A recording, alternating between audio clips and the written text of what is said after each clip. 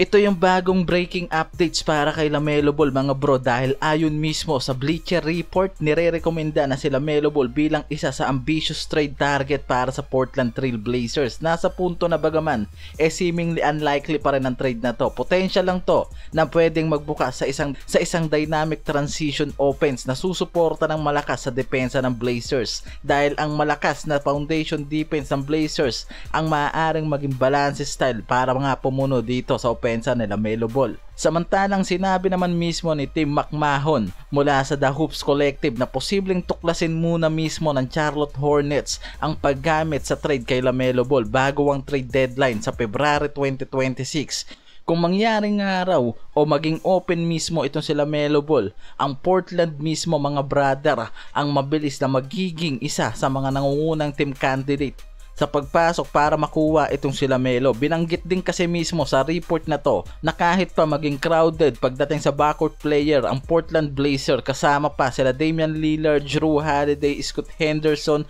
o si Shadon Sharpe, ay magiging elite defense pa rin ang mga asset nila na pwedeng pagbatayan sa pagpasok ng mga usapin para makuha nga itong si LaMelo Ball. At yan ngayon yung pinagtutuunan ng pansin ng Portland Trail Blazers. Ang Brooklyn Nets naman ngayon mga brother ang nauugnay sa isang idea para sa trade. Sa bagong report kasi ngayon mga bro, na balak ibigay ng Brooklyn Nets si Michael Porter Jr. na halos kakakuha lang rin galing sa Denver Nuggets sa isang first round pick mga pare ko para sa 2027 ang kasama niyan sa package para makuha itong si Jalen Green mula sa Phoenix Suns, dahil mismo dito sa mock trade o speculative mula kay Zach Buckley ng Bleacher Report na maaari nga raw gamitin ng Nets itong si Michael Porter Jr. kasama ang isang first round pick sa Suns kapalit nitong si Jalen Green.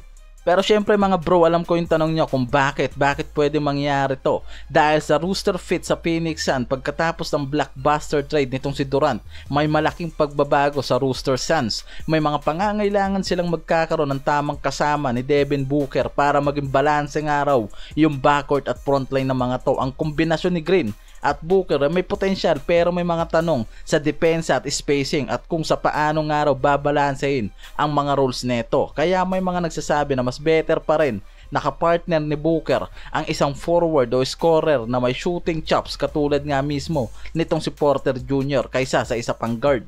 Para sa Nets naman, magiging rebuild ngayon ng mga to ang scoring punch dynamic scorer. Kaya naman may mga usapan na gusto ng Nets na magkaroon ng isa pang high impact player na kayang magbigay ng on-ball scoring. Si Porter Jr. may impact sa scoring, pero mga bro, maraming mga analyst ang nagsasabi na si Green ang may mas malaking upside scoring, athleticism at pagiging impactful sa offense at future star sa kanilang team. Kaya nga kung matuloy nga raw ang trade na to mga bro, magiging win-win situation to sa magkabilaang team.